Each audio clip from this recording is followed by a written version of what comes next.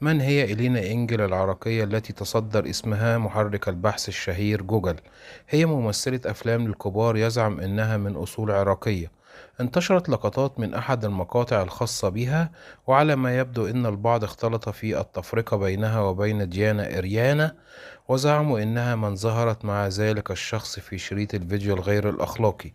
وفي الحقيقة إن ديانا لا علاقة لها بالفيديو المنتشر، وأشارت في حديثها إنها سوف تلجأ إلى القضاء من أجل معاقبة كل من قام بإقحامها اسمها في هذا الأمر، معبرة عن غضبها الشديد. وسأل العديد من هي إلينا إنجل. إلينا إنجل الحدث الكبير الذي أحدث ضجة عالمية كبيرة جدا على المستوى البعيد في العالم العربي عامة وخاصة العراق. وبالفعل إنها شيء غريب جدا أثار غضب الكثير من السكان والمتابعين. كيف لشخصية مسلمة وعراقية عربية أن تظهر في الأفلام البورنو؟ وهذه شيء لا يتناسب مع تعليم الدين الإسلامي ولا مع العرف وغيره من الأشياء التقليدية في الدول العربية. إليكم الآن كافة التفاصيل المتعلقة بمن هي إلينا إنجل العراقية. إلينا إنجل الفتاة الأمريكية ذات الأصل العربي العراق بدأت حياتها الغير أخلاقية في عالم الأفلام منذ أن كانت في الولايات المتحدة الأمريكية. اختارت الطريق الخطأ والذي بات مثير للجدل في العالم العربي وفي العراق عامة.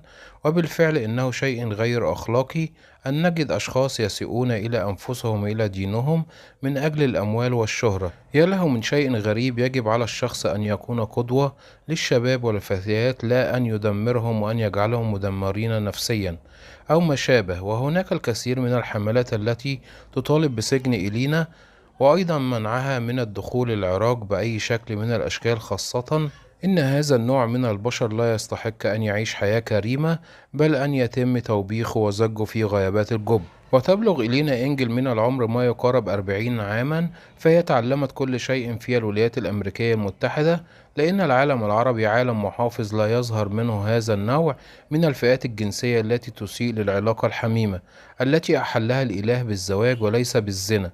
وإن الله سبحانه وتعالى حرم الزنا وأحل الزواج، لأن هذه العلاقات محرمة وغير طبيعية، وإن حدث بها حمل فأين سيذهب النسل أو الطفل؟ وأيضا احتمال كبير أن يصاب الشخص الزاني بأمراض قاتلة تودي بحياته. فكل شيء محرم في الإسلام لسبب أو شيء يكف البلاء عن البشر، لكن ليس الجميع يتابع الإسلام أو التعليم الخاص به. وبكده كنا قلت لحضراتكم بعض التفاصيل والمعلومات المتاحة حتى الآن حول الممثلة إلينا إنجل العراقية. ده كان فيديو النهاردة، أشوفكم إن شاء الله في فيديو جديد، وأقول لكم السلام عليكم ورحمة الله وبركاته.